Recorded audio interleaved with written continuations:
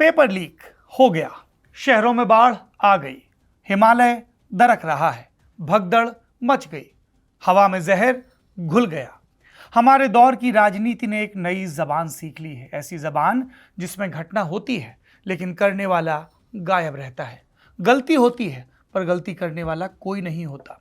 युद्ध शुरू हो जाता है, शहर के शहर डूब जाते हैं और हर बार जवाब होता है हो गया, करने वाला कोई नहीं। ये कहना है जाने माने विचारक और इंडियन एक्सप्रेस के कंट्रीब्यूटिंग एडिटर प्रताप भानु मेहता का। नमस्ते, मेरा नाम सौरभ द्विवेदी है। ये इंडियन एक्सप्रेस हिंदी का खास कार्यक्रम है वैचारिकी। इसमें हम इंडियन एक्सप्रेस अखबार में छपने वाले विद्वानों के लेख आसान भाषा में, हिंदुस्तानी जबान में और वीडियो के मीडियम में लेकर आते हैं। वैचारिकी के इस एपिसोड में मेहता बात कर रहे हैं उस शब्द की जो आजकल अनजान अनसुलझा है, अकाउंटेबिलिटी, जिम्मेदारी, जवाबदेही। सबसे पहले बात सोनम वांगचुक की। अपने अनशन के 15वें दिन वे बता रहे थे कि आखिर वो शिक्षा मंत्री धर्मेंद्र प्रधान का इस्तीफा क्यों मांग रहे हैं। वजह थी एक परीक्षा घोटाले की जिम्मेदारी तय करना, जिसने लाखों जिंदगियों पर असर डाला। दार्शनिक रेमंड गॉयस एक निबंध में गजा पर दिए हिलेरी क्लिंटन के एक इंटरव्यू का जिक्र करते हैं। गॉयस लिखते हैं, जब क्लिंटन को गजा के हालात बताने होते हैं तो उनके वाक्य अचानक टूट जाते हैं, उसमें से कर्ता गायब हो जाता है। क्लिंटन कहती हैं, पुनर्निर्माण ठप, निवेश गायब, आम नागरिक बेबसी में फंसे और युद्ध विराम के बाद से कथित तौर पर 1000 तक लोग मारे गए। पर हमें ये कभी नहीं बताया क्लिंटन ने कि उन्हें मारा किसने। ये दोनों मिसालें एक ही बात कहती हैं। जंग हो या प्रदूषण, परीक्षा घोटाला हो या दम तोड़ते शहर, हर जगह हमें ऐसी घटनाएं दिखती है जिनका कोई कारण नहीं, ऐसे वाक्य जिनका कोई कर्ता नहीं।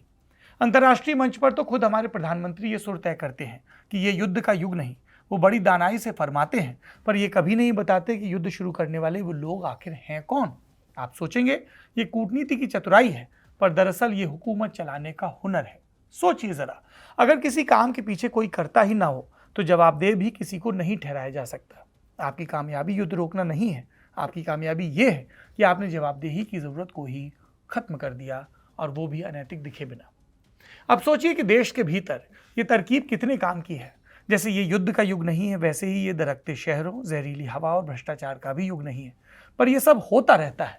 इस बेबसी वाली भाषा की खूबसूरती ये है कि इसमें सरकार और नागरिक दोनों एक ही जबान बोलने लगते हैं। आप प्रदूषण पर सैकड़ों लेख पढ़ लेंगे, नीति बनाने वालों के भी, पर कोई किसी का नाम लेकर उंगली नहीं उठाएगा। मिसाल के तौर पर कोई साफ साफ नहीं कहेगा कि कोयले से चलने वाले बिजली घरों के लिए प्रदूषण के नियम किसने ढीले किए और क्यों इकोलॉजिकली सेंसिटिव इलाकों में सड़कें और इमारतें बनाने की इजाज़त दी गई और किसने दी।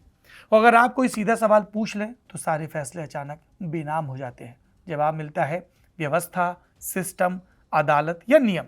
मानो नीतियाँ किसी इंसान ने नहीं बल्कि इन हवाई शब्दों ने बनाई हैं, या शायद बनाई ही ना हो। यहाँ आप कह सकते हैं ये तो निजी छवि वाली राजनीति का दौर है। क्या हम हर बुराई का ठीकरा पुतिन, मोदी या ट्रंप पर नहीं फोड़ते? पर एक शख्सियत को ईश्वर मानना भी जवाबदेही से बचने का एक और तरीका है। ये तो खुद भगवान को जिम्मेदार ठहराने जैसा है, और जब जिम्मेदार भगवान हो तो असल में कोई जिम्मेदार नहीं होता। मोदी या ट्रंप को एक विशाल अनदेखी ताकत बना देना एक सहूलियत है। इससे हम फैसलों की असल कड़ियों को खंगालना बंद कर देते हैं। बिना कर्ता के इशारों में बात करने से एक शिष्टता बनी रहती है। शायद कूटनीति में इसकी गुंजाइश भी हो। नाम लेकर बदनाम करने की संस्कृति भी कभी कभी क्रूर और गलत हो सकती है। इन चिंताओं में कुछ सच्चाई भी है, पर आज के दौर में तो ये एक ऐसी मशीन बन चुकी है जो एक बेबस दुनिया करती जा रही है। एक ऐसी दुनिया जहाँ नरसंहार से लेकर पर्यावरण की तबाही तक सब कुछ बस होता है। असल में भारत में सार्वजनिक नीति का संकट विचारों का संकट नहीं है। ज़्यादातर ज़रूरी चीज़ें कोई रॉकेट साइंस नहीं है, ये जवाबदेही का संकट है। सवाल ये है कि असल फैसले लेने वाले का नाम लेकर उसे जिम्मेदार कौन ठहराएगा। और ये बात सब जानते हैं, पर हम जानबूझकर इसे बेनाम रहने देते हैं, और शायद इसमें हम सबकी मिली भगत है। किसी एक पर इल्ज़ाम न धरना हम सबको सूट करता है, क्योंकि इससे हम भी अपनी जिम्मेदारी से बरी हो जाते हैं। और शायद इसीलिए वांगचुक की मांग अहम है। उनका इस्तीफे पर अड़ना सिर्फ एक मंत्री या एक परीक्षा की बात नहीं है, ये इस बात की हिमायत है कि लोकतंत्र की राजनीति को एक कर्ता चाहिए। संस्थाओं को सुधारने से पहले हमें ये मानना होगा कि उन्हें तोड़ा किसने। अगर आपको युद्ध रोकना है तो उन्हें शुरू करने वालों का नाम लेकर कटघरे में खड़ा करना होगा। जिस समाज को ये किसने किया पूछने की आदत छूट जाती है, वो ये पूछने की ताकत भी खो देता है कि इसका जवाब कौन देगा। और याद रखिए, बिना कर्ता के कोई लोकतंत्र नहीं होता। ये प्रताप भानु मेहता की राय है। आपकी राय क्या है ज़रूर बताइए। जवाबदेही तय करती रहिए। इस सफ़र में आपके साथ है इंडियन एक्सप्रेस हिंदी। मेरा नाम है सौरभ द्विवेदी।